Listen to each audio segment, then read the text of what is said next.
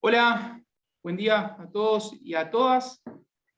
Bueno, vamos a arrancar con este ya quinto seminario del ciclo de Ciencia e Ingeniería para la Toma de Decisiones. Hoy va a estar exponiendo Vito. Vito es ingeniero industrial, es egresado de la FIC y actualmente está trabajando como científico de datos en Rocking Data, una empresa que él, bueno, hoy se va a dedicar a presentar también el trabajo que hace. Dentro de todo, él, como anunciábamos en el seminario, se dedica al desarrollo y la adaptación de modelos de optimización y machine learning y analítica de datos dentro de diversos proyectos de la compañía. Así que bueno, sin mucho más, no sé si Demian querés presentar algo. No, bueno, buenos días a todos. Sí, básicamente comentarles que, bueno, agradecerle primero a Vito por colaborar con nosotros en este seminario y comentarles que este va a ser la última instancia del seminario, o por lo menos del ciclo de este año, 2021. Esperamos y estamos muy expectantes con AU de poder hacer otra edición el año que viene, una 2022, con nuevos seminaristas y donde podamos compartirles estas experiencias, dado el buen feedback que hemos tenido en general con AUTeam. Los dos hemos recibido bastantes buenos comentarios.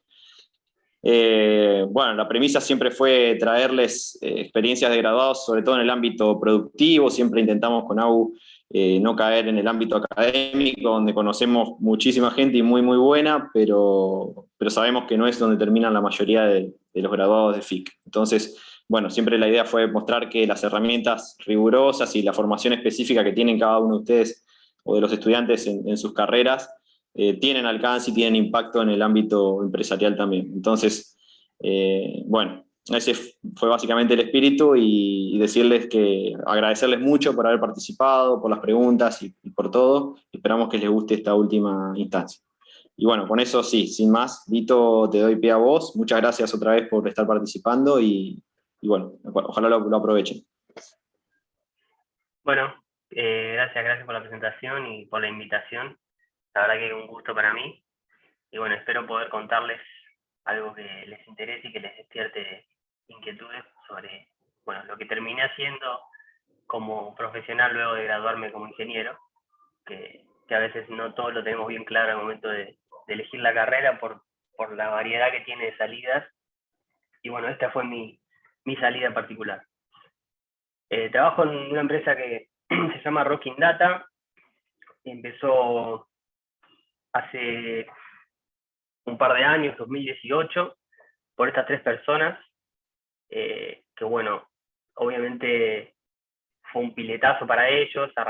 Venían de otra empresa, una multinacional, y vieron que había una oportunidad de negocio en el análisis de datos. Ellos lo hacían dentro de esa empresa, pero veían justamente todos los problemas de las ineficiencias que tenía, y sintieron que podían lanzarse a hacerlo ellos tres. Hoy en día ya somos casi 30, y bueno, tenemos distintos roles, obviamente. Yo estoy actualmente como científico de datos, más que nada abocado a lo que es desarrollo o implementación de modelos de machine learning y algo de inteligencia artificial, y tratando de meter un poco también del conocimiento que tengo de la FIC y de la formación que recibimos, que es la optimización de la programación matemática, ¿no? Pero bueno, una cosa a destacar por ahí de esta empresa es que no tiene de alguna forma un patrón o un requerimiento, un requisito de carreras al momento de contratar o de buscar gente, sino que justamente tenemos gente que estudió marketing, gente que estudió filosofía, administración de empresas, economía, mucho ingeniería en sistemas, y bueno, yo soy el único ingeniero industrial, pero el punto acá es que el interés en común que tenemos todos sobre esta disciplina, y también la mayoría de nosotros aprendió de forma autodidacta, porque son tecnologías relativamente nuevas y no hay carreras muy específicas sobre esto, entonces es como que está abierto el juego a todas las personas que se interesen y quieren entrar en este mundo, ¿no? Y bueno, Rocking Data funciona como una especie de consultoría, ¿no? que ofrece servicios a un montón de empresas de distintas índoles. Son empresas algunas muy grandes, algunas más chiquitas, y dependiendo de eso el proyecto se encara de una forma u otra, como más apuntando a lo que es una consultoría tradicional, donde el servicio nosotros lo ofrecemos y termina, digamos, es un proyecto puntual que empieza y termina, y después hay otras empresas que trabajan más como una contratación de servicios externos, donde uno tiene, digamos, gente fija trabajando para, por ejemplo, YPF, y que, bueno, se va asignando a distintos proyectos dependiendo de las necesidades, ¿no? Bueno, acá contarle un poco de los servicios, las cosas que hacemos.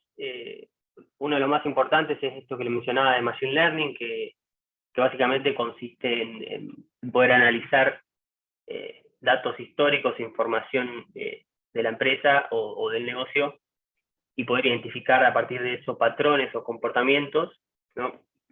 Y con estos algoritmos lo que uno intenta es poder predecir o estimar situaciones no vistas o futuras, ¿no? Uno de los casos más comunes de Machine Learning que nosotros hacemos es, por ejemplo, segmentar clientes, poder identificar a qué grupo de clientes pertenece un cliente puntual a partir de sus comportamientos o de sus variables de interés, poder predecir, por ejemplo, algún fraude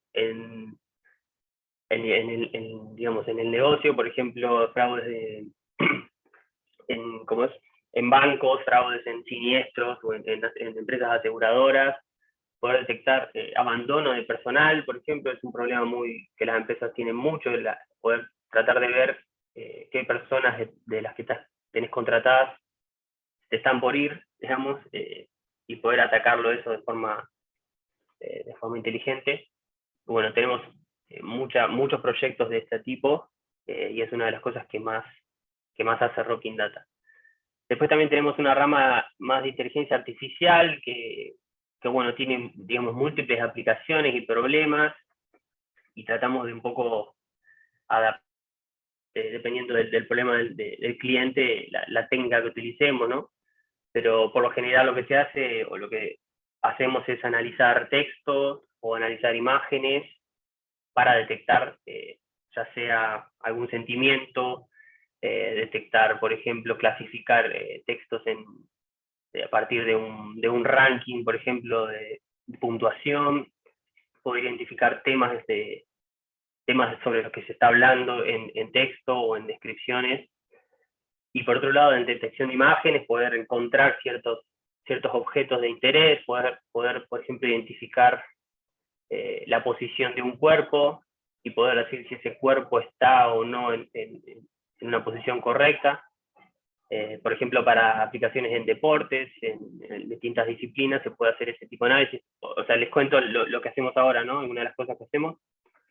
Y obviamente depende mucho del problema que tenga el cliente, no hay un camino derecho, como por ahí en Machine Learning ya hay muchos casos conocidos, donde uno ya sabe que es un problema, por ejemplo, de detección de fraude, cómo encararlo.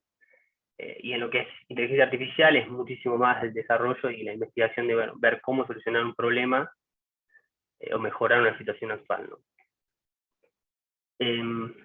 Después también tenemos lo que es Business Intelligence y Data Engineering, que ataca un poco más el origen o la generación de la información.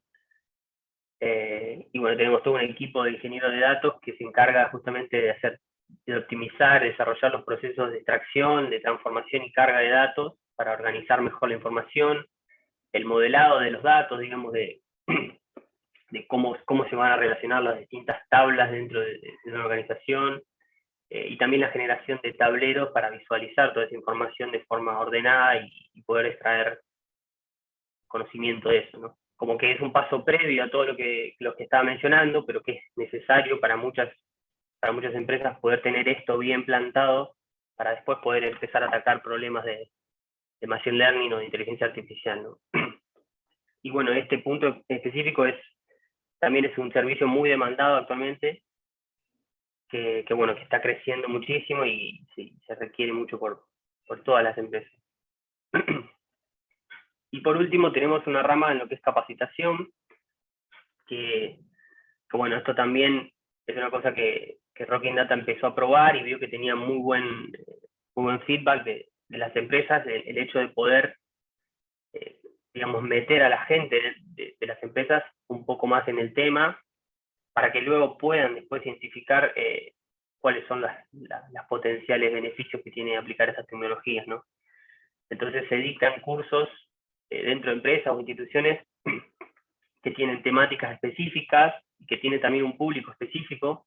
No siempre es ni a los altos directivos, ni siempre es a la gente más operativa, digamos, sino que se va un poco buscando adaptar ese contenido dependiendo de los intereses del cliente. Y bueno, les voy a contar un poco algunos de los casos de aplicación. Este primero lo llamamos optimización de carga. Y bueno, es una mezcla de optimización y de alguna herramienta digamos, de software, si se quiere. El problema en sí era básicamente una empresa cementera que produce cemento en Perú, que es creo que una de las más importantes allá. Quería automatizar la asignación de órdenes de transporte, órdenes de recojo y los vehículos disponibles, ¿no?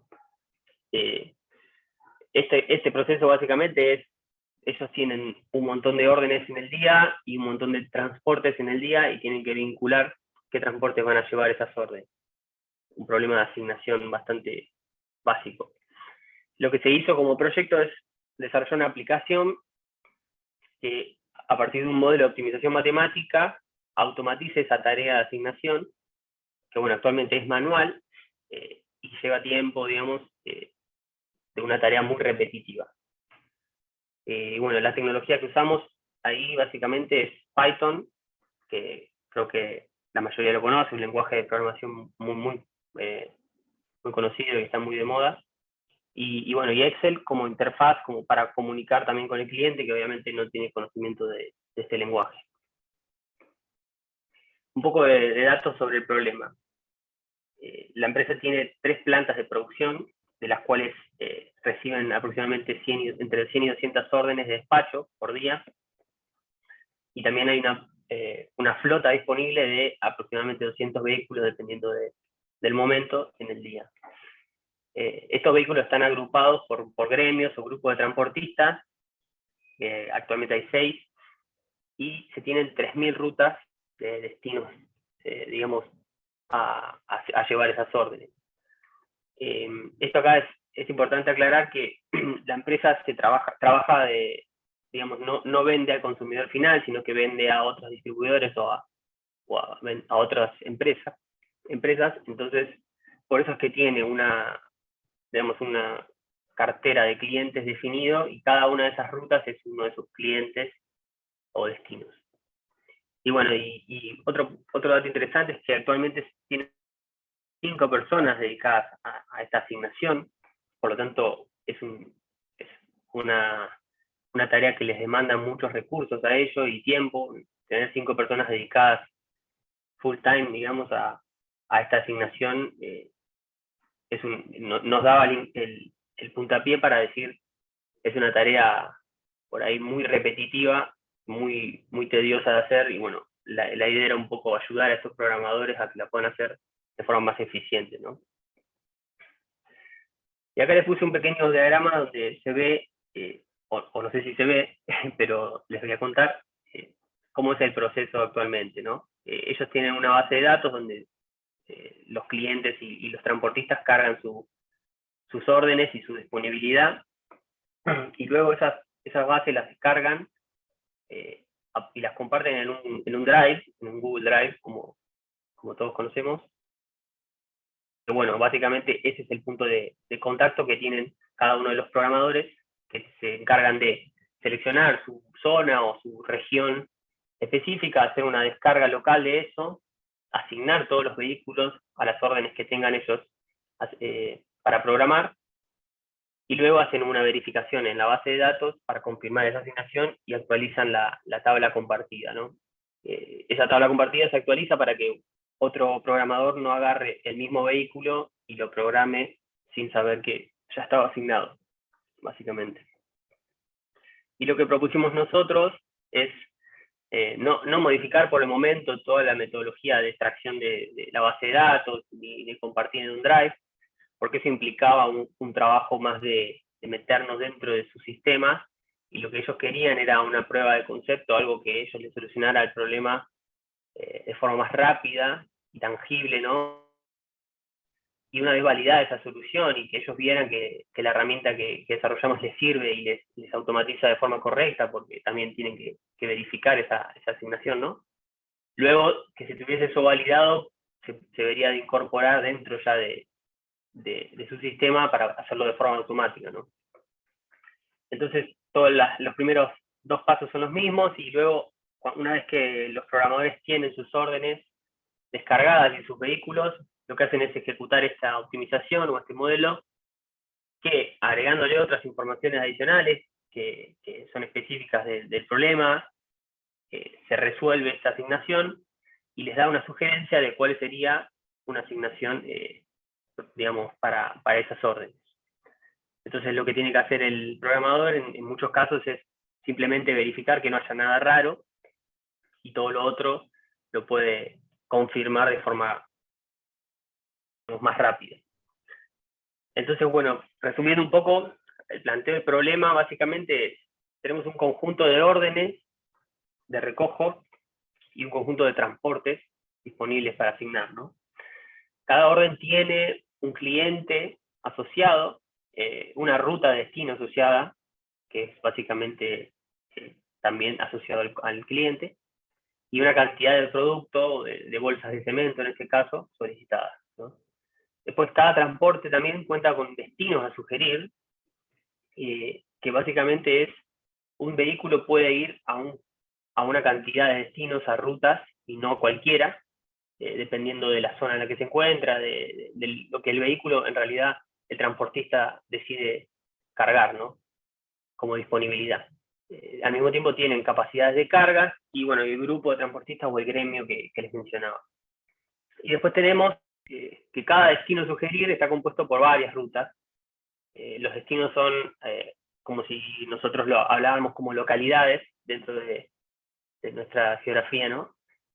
Entonces, bueno, dentro de una localidad podemos tener varios clientes a los que se pueden visitar. Y por último, el grupo de transportistas tiene una proporción objetivo, que es básicamente un acuerdo comercial que tiene la empresa con esos transportistas, en el que dice: bueno, yo tengo que tener de tus órdenes en el mes, por ejemplo, un porcentaje asignado a mis vehículos. Y esto es un requerimiento muy importante, que bueno, básicamente el objetivo principal que tenía la empresa cuando comenzamos todo este proyecto era controlar esa proporción, porque la asignación manual de los programadores no resultaba en una proporción correcta, ¿no? Era como suma punto de dolor. Entonces, bueno, el objetivo es, en realidad el objetivo es asignar la mayor cantidad de órdenes, más allá de todas las restricciones y la situación. Ellos quieren despachar todas sus órdenes, siempre respetando, bueno, los destinos y las rutas disponibles, y teniendo en cuenta esta proporción de transportistas que les mencionaba, ¿no? Además de todo eso, obviamente hay restricciones un poco más que no tienen que ver con la asignación puntual, sino con requerimientos del cliente, como por ejemplo que un vehículo no pueda visitar más de 3 clientes, porque eso a ellos les implica un un problema a nivel operativo, de tener que acomodar las órdenes dentro de un vehículo de una cierta forma, que se pierdan, que se mezclen órdenes y demás. O por ejemplo, no poder asignar más de 2 destinos o localidades diferentes a un mismo vehículo, porque básicamente es mucho tiempo de carreteo y no les conviene. Entonces hay requerimientos por ahí más puntuales que ellos que pueden ir modificando dentro de la ejecución, dependiendo de la planta, dependiendo del programador que ejecute esto, ¿no? Y bueno, acá un poco la formulación, les cuento rápidamente, las variables sobre las que decide el modelo son básicamente si un vehículo se utiliza y si un vehículo se asigna a una orden puntual. Y bueno, y se contabiliza la cantidad de órdenes que tiene un vehículo para controlar, o sea, para ver el tema de la consolidación, ¿no? Ciertas restricciones asociadas a las órdenes que pueden meterse dentro de un mismo transporte. Y también las órdenes asignadas a un grupo de transportistas, ¿no? Que bueno, justamente esto que les mencionaba de la asignación de una proporción objetivo. Y entonces, la función objetivo termina siendo una suma ponderada, digamos, donde dependiendo del grupo de transportista, mi peso de asignación a ese grupo de transportistas va a ser diferente, y ese peso va a ser básicamente la proporción objetivo que tenga ese grupo de transportistas, ¿no? Entonces, por ejemplo, si un grupo de transportistas tiene una proporción objetivo del 40%, todas las órdenes que asigna ese grupo va a tener un peso de 1.4, por ejemplo, por encima respecto de los otros grupos de transportistas. Pero, como se ve acá, esta suma tiene 2 términos. Uno son todas las órdenes asignadas a ese grupo de transportistas dentro de su proporción objetivo, y todas las otras son las órdenes extras fuera de su proporción objetivo. Entonces, bueno, siempre que las órdenes asignadas a ese grupo estén dentro del objetivo, dentro del porcentaje de órdenes totales que yo quiero asignarle, se los voy a priorizar de alguna manera, y luego si esa orden excede la proporción objetivo, ese grupo de transportistas no va a ser más prioritario, sino que va a pasar a ser un grupo de transportistas sin prioridad, digamos, ¿no? Entonces, bueno, lo que logramos acá era que básicamente se distribuyan las órdenes entre los distintos grupos a partir de una proporción que el programador plantea, ¿no? Bueno, otro tema también interesante es la resolución. Lo que se hizo fue dividirla en 3 etapas, que, bueno, esto también lo planteó el negocio como una especie de heurística que ellos usaban para asignar, que es básicamente primero asignar todas las órdenes que completen una carga, o sea que tenga la misma cantidad de bolsas que capacidad del vehículo, o que un porcentaje de la capacidad del vehículo. Luego, una vez asignadas todas esas órdenes a los transportes, empezar a ver qué órdenes más chicas puedo consolidar, pero que sean de un mismo cliente, por este tema operativo que les mencionaba, de asignar varios clientes a un vehículo les implica a ellos un esfuerzo mayor, por lo tanto no lo quieren evitar siempre que se pueda. Y bueno, y por último, ver de las órdenes que quedaron de clientes diferentes, cómo se pueden consolidar en los vehículos que restan, ¿no? Entonces la metodología es ir resolviendo cada una de esas fases, guardando los valores de las variables de decisión de esa resolución, y luego ejecutar la siguiente fase con esos valores de resultados ya guardados y fijados, ¿no?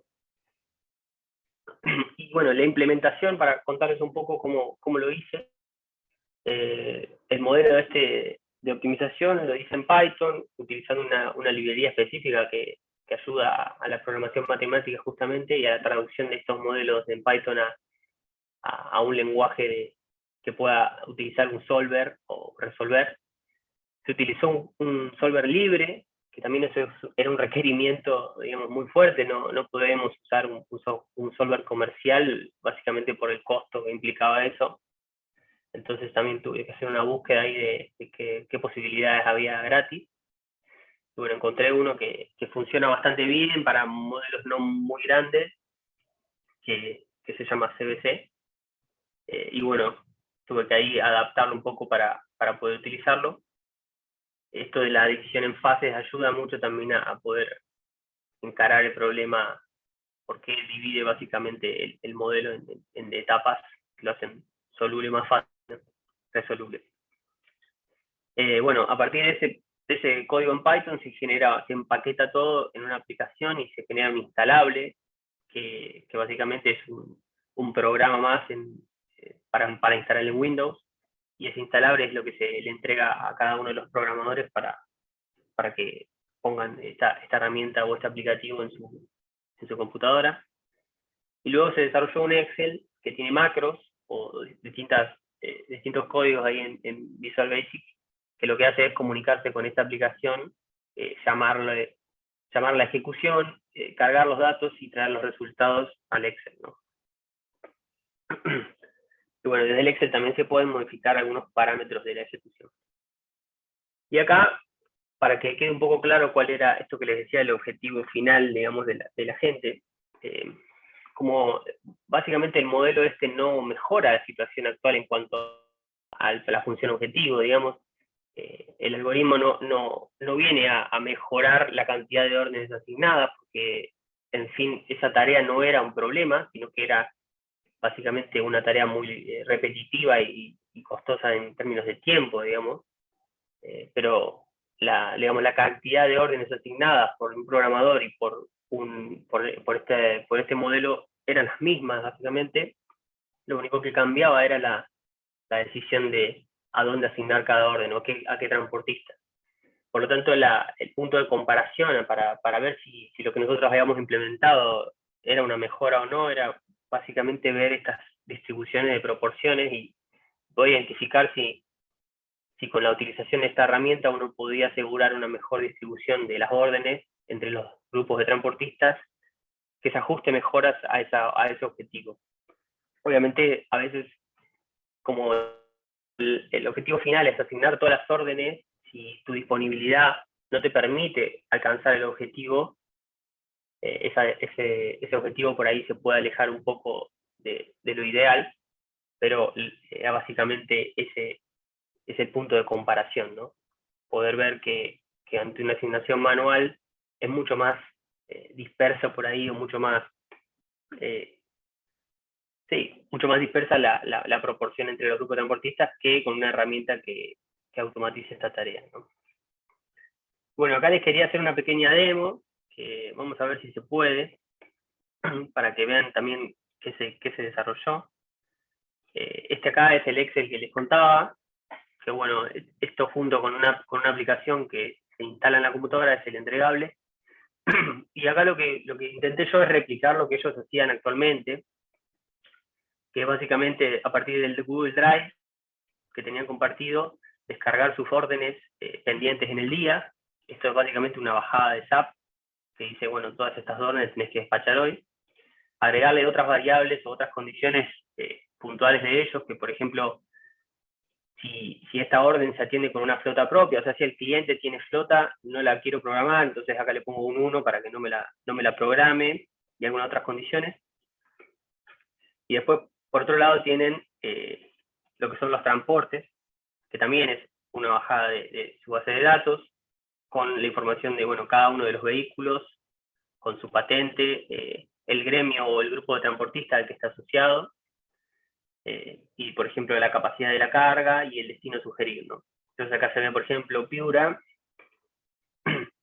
es una localidad que puede tener varias rutas asociadas, y el trabajo un poco del modelo o el algoritmo es vincular este destino con todas las rutas posibles, ver qué órdenes de las actuales pertenecen a esa ruta, y ver también, dependiendo del gremio o del grupo de transportistas que pertenece a ese vehículo, si es prioritario o no asignarlo, ¿no? Y bueno, y por otro lado tenemos las proporciones de objetivos que yo les mencionaba para cada grupo de transportistas, y algunos otros parámetros que tienen que ver con, por ejemplo, la utilización mínima que tengo que tener en los vehículos para despacharlos, la cantidad de departamentos, provincias o distritos diferentes que puedo asignar a un vehículo, y demás. Y una vez cargada esa información, el programador ejecuta esto, y si funciona, crucemos los dedos, se abre esta ventana donde, bueno, básicamente te muestra un poco qué hace detrás esto, toma los datos del Excel que estamos viendo acá, calcula, bueno, tenemos 19 órdenes diferentes para programar, tenemos 38 vehículos disponibles, y acá se hace, bueno, se crea el modelo, se resuelven las fases que les comentaba, y se escriben los resultados en el Excel, ¿no? Y acá un pequeño resumen del resultado, donde, bueno, 16 se programaron de las órdenes, 3 quedaron pendientes, obviamente quedaron vehículos pendientes, porque había más de los que podíamos despachar, y un poco cómo se distribuyen esos vehículos en los distintos grupos de transportistas, ¿no? Entonces, bueno, esa es un poco la herramienta. Una vez que resuelve, lo que se agrega acá a la tabla que había inicial es básicamente esta información de una orden puntual, se asigna a una patente que pertenece a un vehículo y, bueno, y a un gremio, ¿no? Y también podemos ver la información de cómo se distribuyeron las órdenes entre los distintos grupos de transportistas, que obviamente no es ideal por la disponibilidad de vehículos, pero bueno, busca siempre asignarle o priorizar los grupos de transportistas dependiendo de ese objetivo que tengan, ¿no? Así que bueno, ese fue el primer caso, esa fue la solución que implementamos. La verdad que tuvimos muy buena respuesta, el cliente la incorporó, los programadores la incorporaron, hicieron muchas devoluciones, muchos cambios, muchas mejoras, pero logramos que la herramienta la utilicen, y creo que eso es un gran logro de la optimización matemática que a veces nos cuesta, por lo menos en lo que es mi experiencia, que se vuelva una herramienta útil, así que me llevé una buena experiencia de eso. Y bueno, y quiero contarles rápidamente el otro caso que también me parece interesante porque tiene una pata también con la optimización matemática, que es un caso de predicción de demanda. Lo que teníamos acá era básicamente una empresa, en este caso una empresa petrolera, que quería predecir su demanda de vehículos asociados a la actividad de perforación, ¿no? Entonces, básicamente a partir de un plan de perforación, poder ver cuál va a ser mi demanda de vehículos asociada.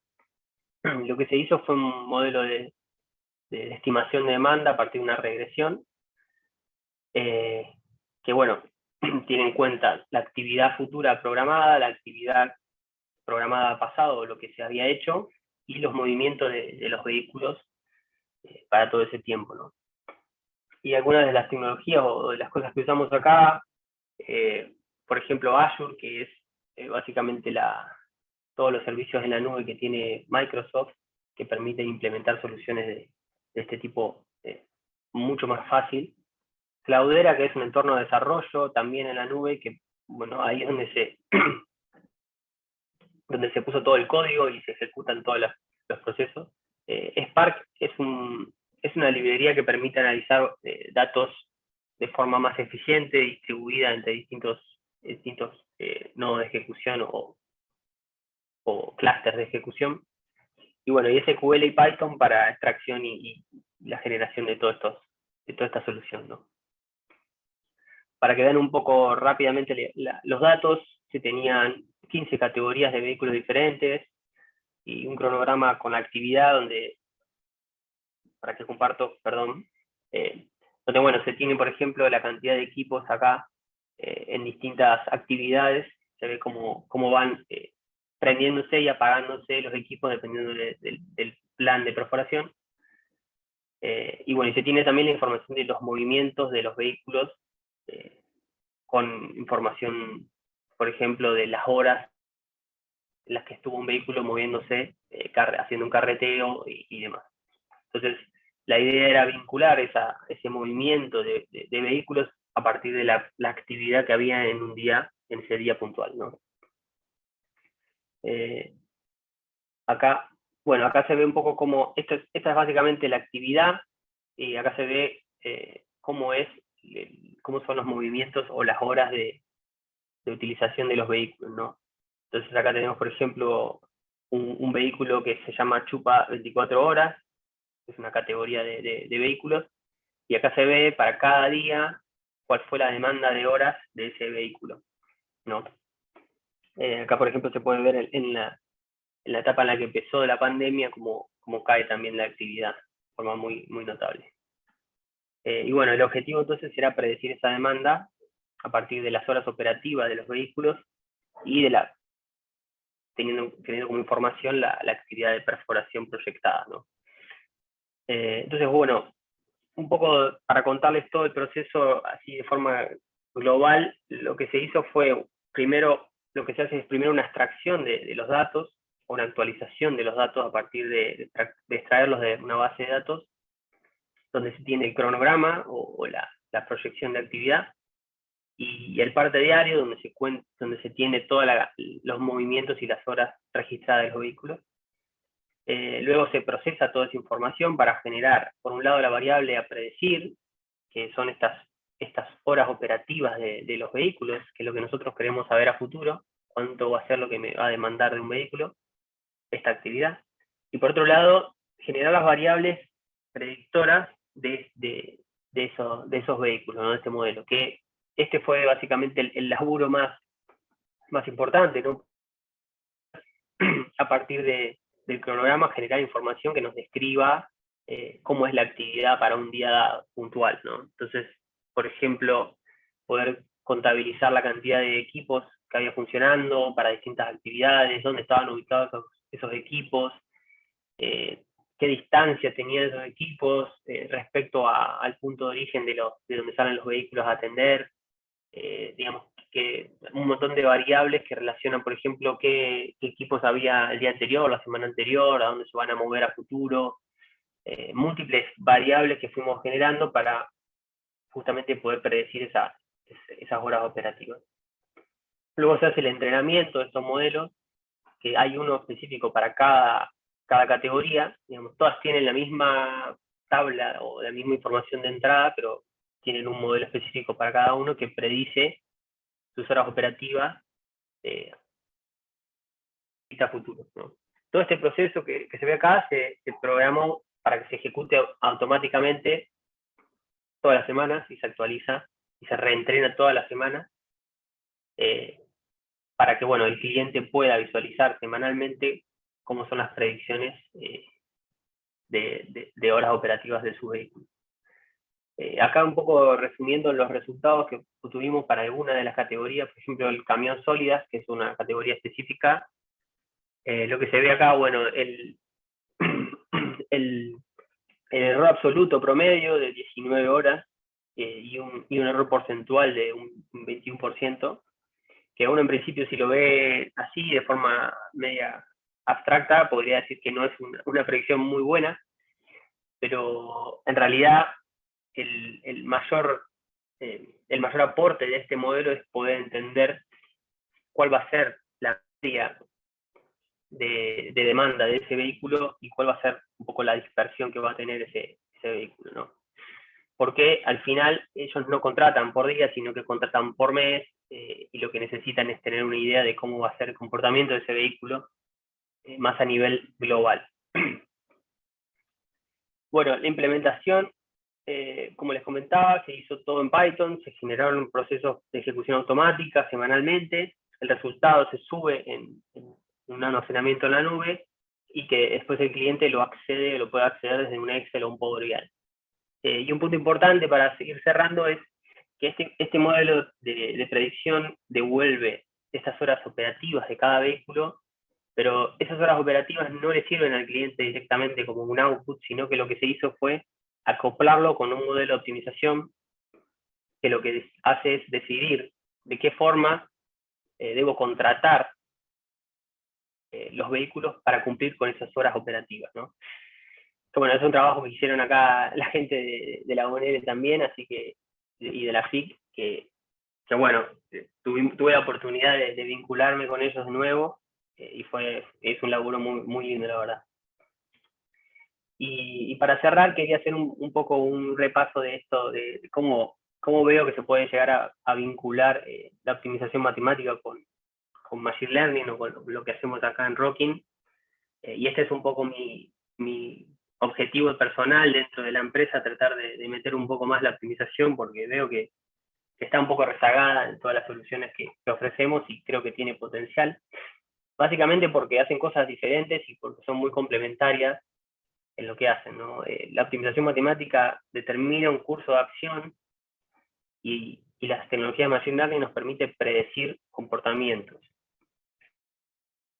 Eso se puede vincular de múltiples formas, ¿no? Por ejemplo, uno podría decir que a partir de un modelo de predicción poder determinar qué inconvenientes o cuándo voy a tener un inconveniente en una cadena de suministros, por ejemplo, pero sobre esa detección, un modelo de optimización me podría ayudar a decidir cuál es la mejor alternativa para encarar ese problema, ¿no? Para solucionar ese inconveniente. Lo mismo con, por ejemplo, detección de fallas o de anomalías. Está muy bueno poder identificar cuándo algo va a fallar, pero también es muy importante poder decidir cómo va a ser tu política de mantenimientos o tu estrategia para realizar mantenimientos, que eso no es una solución que se puede obtener a partir de una predicción, ¿no? Y, por ejemplo, también lo que tiene que ver con ventas, predecir ventas o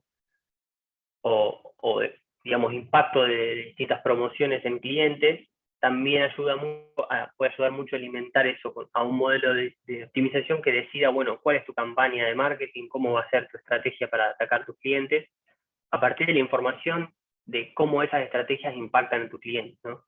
Entonces, bueno, este tipo de relaciones hay múltiples, podríamos seguir numerando un montón, y creo que es algo que tengo yo como personalmente un objetivo de tratar de hacer lo que sea más conocido, ¿no? Como que no sé, la verdad no sé bien por qué no tiene la popularidad que tiene Machine Learning, la optimización matemática, pero creo que tiene un potencial enorme y que hay que incentivar para que se empiece a utilizar.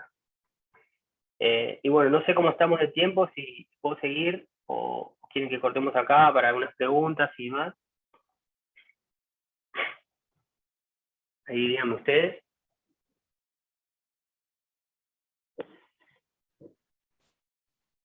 No sé, Vito, cómo está el público, pero ¿es muy largo el último caso? Si quieren lo resumo rápido. Dale, yo creo que vamos a andar. Bueno, es un caso más tradicional de Machine Learning, que es detección de fraude. El problema acá es básicamente poder detectar qué siniestros en una empresa de centro de experimentación y seguridad vial, lo que reciben ellos son denuncias de siniestros y su objetivo, dentro de sus objetivos, es poder identificar si ese siniestro es fraudulento.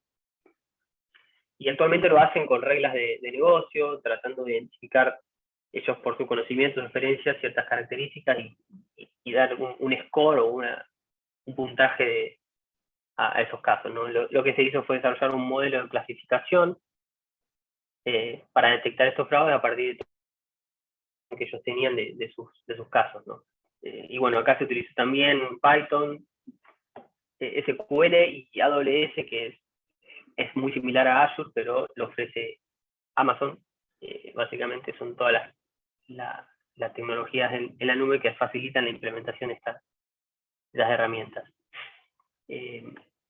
Bueno, acá básicamente el problema estaba dividido en dos partes, una parte de la detección de siniestros, fraudes, y otra parte de la detección de personas.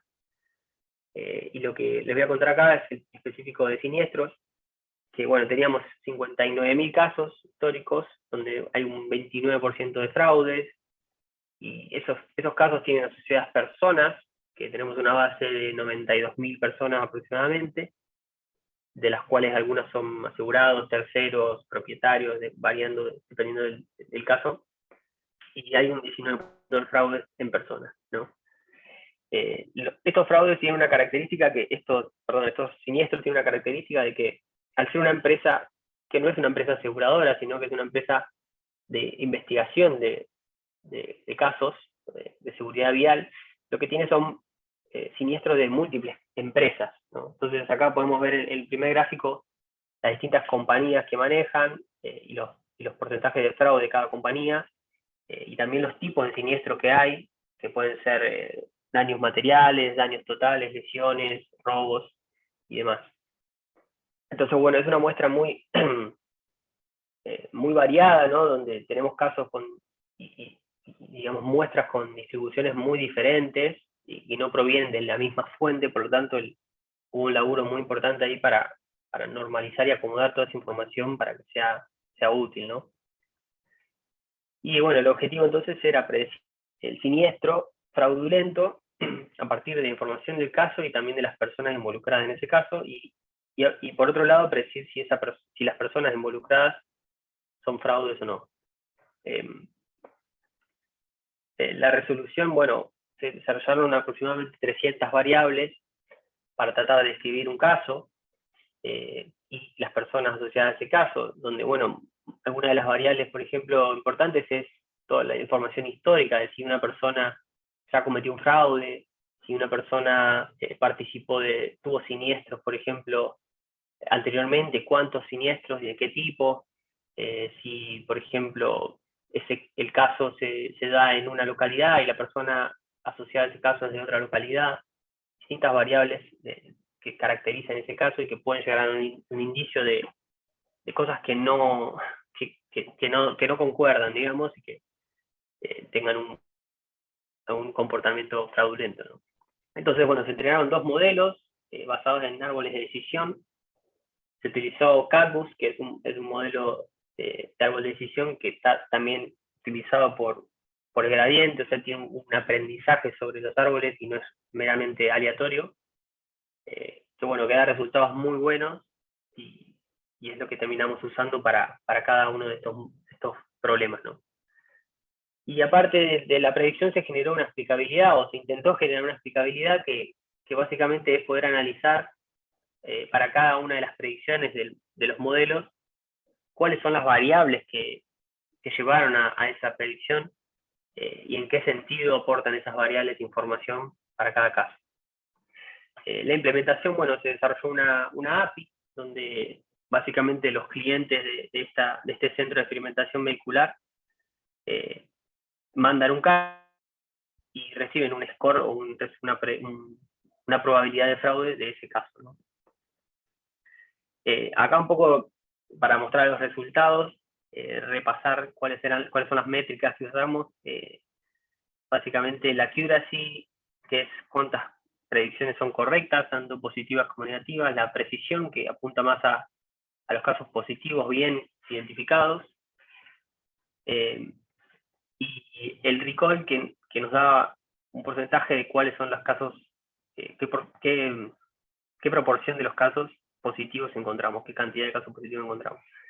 Y esto es porque básicamente nos importa encontrar los fraudes, es nuestro objetivo, pero siempre y cuando mantengamos una precisión de esas predicciones, ¿no? De que el modelo no identifique muchos casos como fraudes que al final no terminen siendo, porque eso implica para la empresa un costo de tener que investigar todas esas falsos positivos, que básicamente no es un problema para ellos, digamos, ¿no? Entonces, bueno, algunos de los resultados que obtuvimos son estos, para el caso de siniestros, donde, bueno, tenemos ahí una precisión del 63% y un recall de un 32%. Digamos, esto después fue modificándose, pero bueno, esto fue uno de los modelos que obtuvimos. Y de otro lado se ve la explicabilidad que les comentaba, donde se tiene, en este caso es un gráfico global de la importancia que tienen las distintas variables del modelo, dependiendo de los valores que estas variables toman. Y lo que se ve acá, por ejemplo, para algunos casos es, no sé, la cantidad de, por ejemplo, el año del vehículo. Si el año del vehículo es más alto el valor, viendo acá estos valores rojos, esa variable aporta de forma negativa, o sea, que no se fraude un caso. Por el otro lado, si el año del vehículo es un valor más bajo, hay una cierta tendencia a que esa variable aporte de forma positiva a la predicción. Por lo tanto, autos más viejos por ahí pueden llegar a tener un peso más hacia fraude, y autos más nuevos tienen un aporte más de forma negativa a los fraudes, ¿no? Y acá otra forma de ver esta aplicabilidad también, para una predicción puntual, por ejemplo, una predicción en la que el modelo predijo un caso fraude y realmente fue fraude, y se puede ver qué variables aportan a esa predicción, por ejemplo, que la persona asegurada tuvo un fraude anterior, que el tercero también y que el propietario también.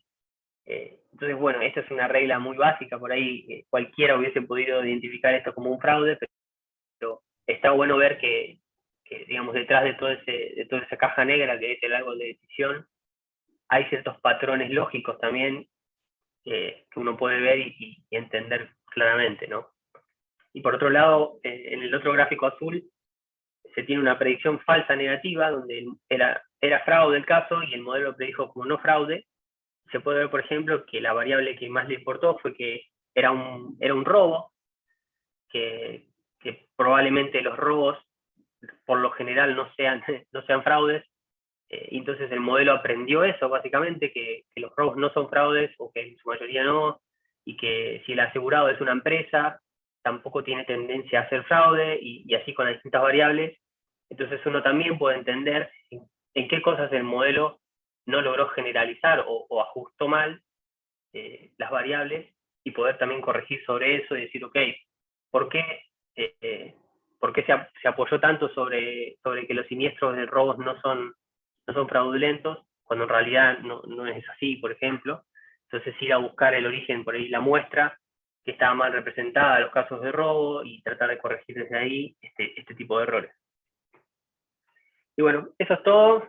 Muchas gracias por escuchar, por la paciencia, y bueno, cualquier pregunta, cosa que quieran, está abierto. No sé si queda tiempo.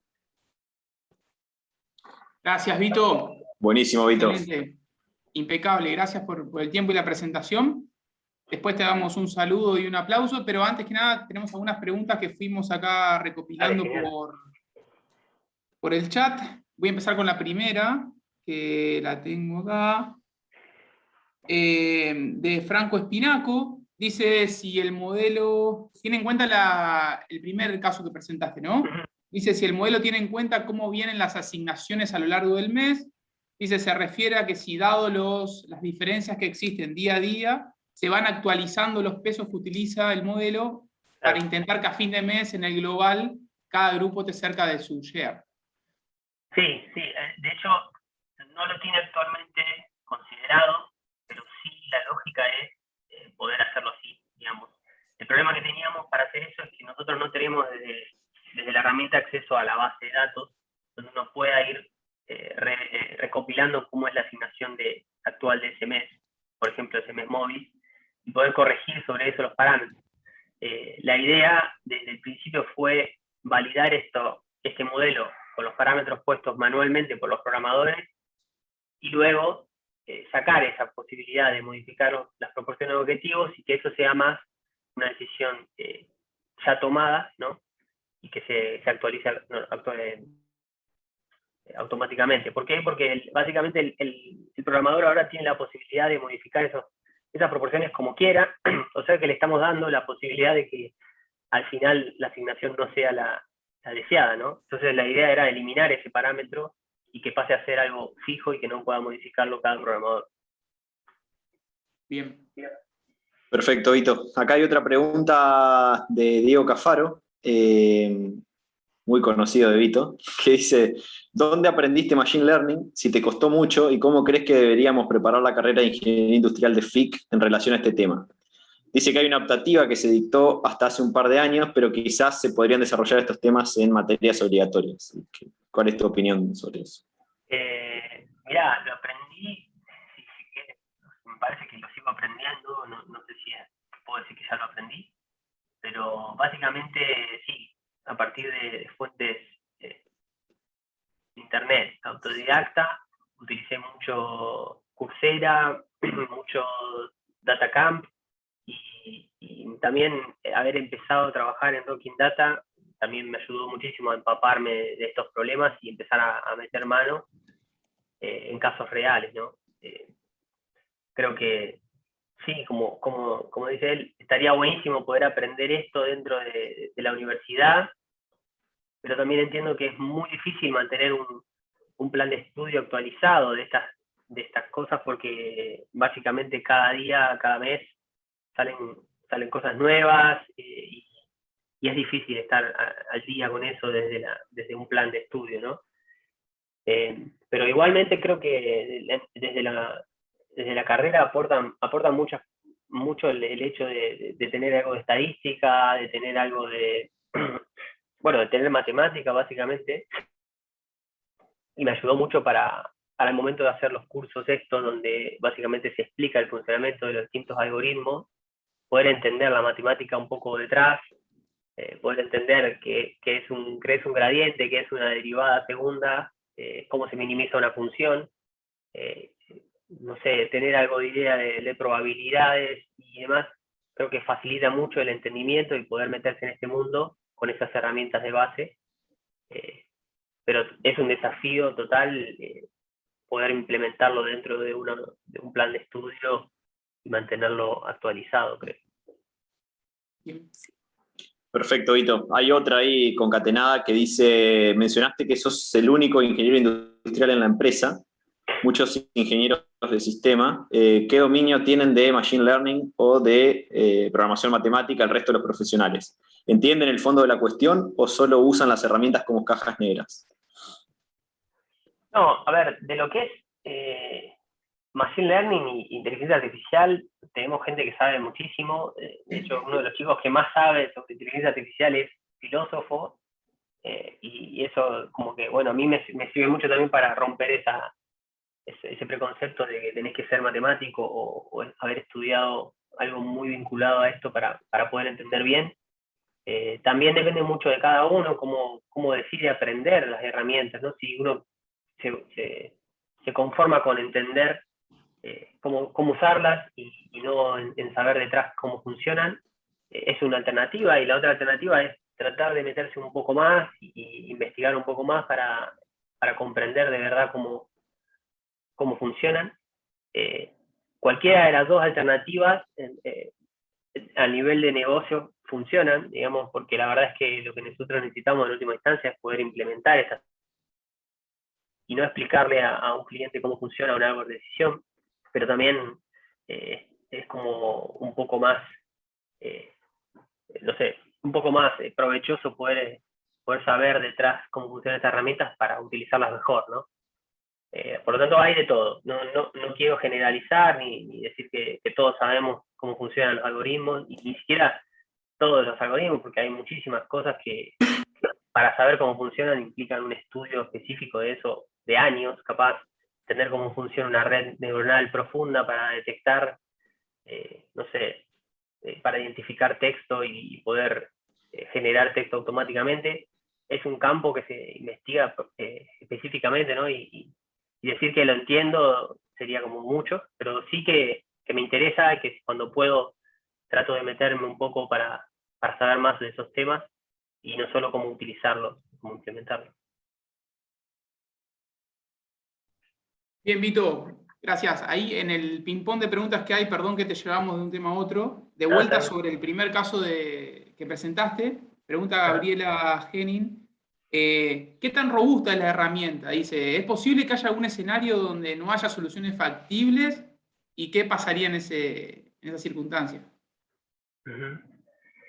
Y mira, no factibles, hasta el momento no tuvimos, la verdad que no lo mapeé, pero lo peor que podría pasar es que no haya ninguna orden que se pueda asignar a los vehículos disponibles. En ese caso, la solución sería, digamos, la mejor solución sería no asignar ninguna orden, pero porque no se pueda. Pero la función objetivo seguiría siendo factible, por lo tanto no rompería, digamos, el modelo. Sí, no es robusto en términos a la carga de datos. Ese es un punto muy flaco de esto, porque al ser una carga manual, obviamente el jugador puede meter mano ahí y modificar un campo que debería ser la capacidad del vehículo y ponerle una letra, y se rompe todo, básicamente.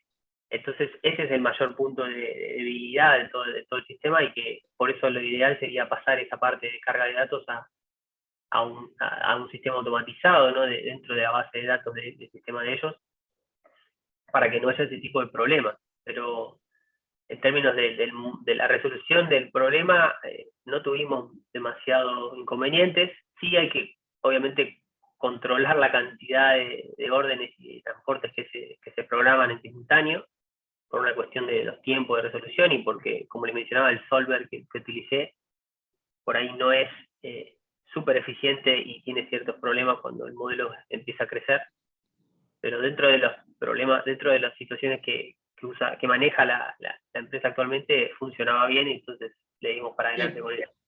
Y sé también que por ahí hablaste algo de esto, pero Gabriela enfatiza acá el hecho de preguntarte qué tan buena fue la aceptación de la herramienta en la empresa. Bueno, eso la verdad que nos sorprendió porque la aceptación fue, digamos, fue muy buena. Ellos la empezaron a utilizar, digamos, hicimos como 3 versiones de la herramienta, en la que primero se hizo una implementación, digamos, con las restricciones más básicas, con el funcionamiento básico, y después incorporar algunas otras cosas más detalladas que empezaron a surgir. Y desde la primera entrega, los programadores la empezaron a usar y empezaron a hacer, aprovechar, digamos, de esta sugerencia de las asignaciones, porque ellos saben que la tarea en sí de asignar, por ejemplo, una orden de 800 bolsas a un vehículo de 800 bolsas de capacidad, es una tarea muy sencilla, pero de tiempo manda mucho porque tengo que ver de los vehículos que tengo, a qué destino va, la orden que tengo, qué ruta va, si esa ruta pertenece a ese destino, si ese vehículo, cuántos tengo asignados ya en el día para respetar la proporción. Digamos, no es una tarea complicada, pero sí tiene muchos pasos de chequeo y de revisión que ellos confiaron, digamos, en la herramienta y vieron que daba bien, tenía sentido y lo aprovecharon desde la primera versión que entregamos, así que fue muy positivo eso. Bien.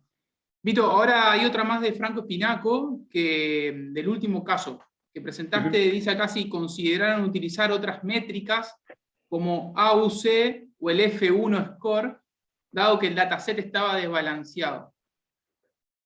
Sí. Usamos en realidad un montón de métricas para medirlo. El problema que teníamos es que el cliente necesitaba esta capacidad de poder entender esa salida, ¿no? Ellos, al ver la matriz de decisión, la interpretan muy bien, les sirve mucho poder ver esa matriz de decisión y ver cuántos casos caen en cada cuadrante, digamos. Entonces, como para poder comunicarnos más rápido y más fácil con el cliente, decidimos quedarnos con esas métricas para comunicar los resultados, ¿no? Después, al momento de entrenar o de poder ajustar un modelo, por ahí usamos otra métrica, por ahí usamos la curva de ROC, pero digamos internamente, no para mostrar el resultado al cliente. Perfecto, Vito. Acá hay una de Matías que dice, bueno, se tuvo que retirar, pero te deja la consulta y está buena la pregunta. Entendiendo que la empresa se formó como una consultora para la aplicación de ciencia de datos y, como mencionaste, existen diversos profesionales en el staff aplicando la disciplina, ¿cuál dirías que es la ventaja o las ventajas competitivas de un ingeniero industrial en este tipo de empresas? Además de la incorporación de modelo de optimización al conjunto de técnica o al portfolio de técnica.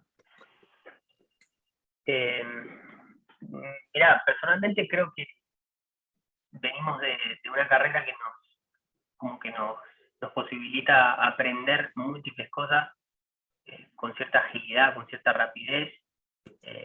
Tenemos como mucho, digamos, somos muy abarcativos y creo que eso nos da la posibilidad de meternos en un tema nuevo y poder absorber información rápidamente, y con esta, de alguna formación básica que tenemos también específicamente para lo que es Machine Learning o inteligencia artificial, nos da una base también para avanzar un poco más rápido sobre sobre el estudio de esto.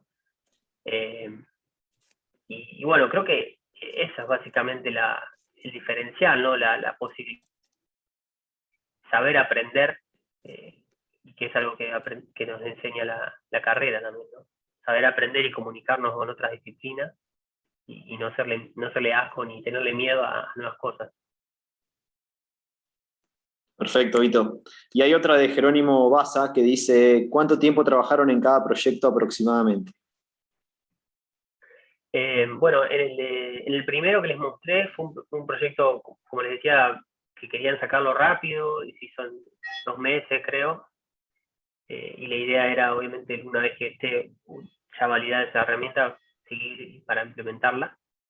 Después el segundo caso, el de la predicción de demanda, fue un poco más largo, pero porque, bueno, hubo distintos temas en cuanto a la información y definirlo bien los objetivos del problema, pero algo así como 6 meses, me imagino, creo. Y el último caso es un caso que está en constante desarrollo, digamos, no es un proyecto que comenzó y cerró, sino que es un proyecto que está constantemente en contacto y en desarrollo, que todo el tiempo estamos buscándole mejoras. Digamos, ahora justamente el caso de fraudes estamos empezando a analizar, estoy empezando a analizar lo que son las descripciones de los fraudes, para poder identificar a partir de una descripción de un siniestro, qué palabras claves utilizan aquellas descripciones que son fraudes, qué información, digamos, útil podemos sacar de la descripción de un siniestro, y que nos dé alguna pista, digamos, de si ese siniestro tiene un comportamiento fraudulento o no. Y así hay muchísimas cosas que se pueden incorporar, información externa que tiene que ver con, por ejemplo, situación económica de las personas que estaban, digamos, participando de ese siniestro, información geográfica que se puede agregar. Entonces, bueno, la idea es como ir construyendo y seguir mejorando el modelo. Bueno, Vito, creo que Excelente. no hay Sí, más sí. preguntas y ya te pasearon bastante por todos lados, así que bueno, una vez más, agradecerte, Vito, por el tiempo y la predisposición. Esperemos en un par de años más hacer una nueva versión de tu seminario con los nuevos proyectos. Y bueno, y gracias a todos los y todas las que asistieron hoy y a todos los seminarios previos. Con Demian estamos muy entusiasmados del año que viene poder hacer 4 o 5 seminarios nuevos. Así que, nada, le va a estar llegando la comunicación pertinente ya el año que viene. Así que, nada, muchas gracias y no sé si Demian querés decir algo más. No, simplemente eso, Agu. Agradecerle a todos por la participación y por el entusiasmo que mostraron siempre en las preguntas y las discusiones interesantísimas que se armaron en todos los seminarios. Así que eso nada más. Bueno, despedimos entonces. Gracias, Vito, otra vez por la colaboración. Excelente la presentación. Buenísima. Gracias. Gracias a todos. Bueno, chau. Chao, nos vemos.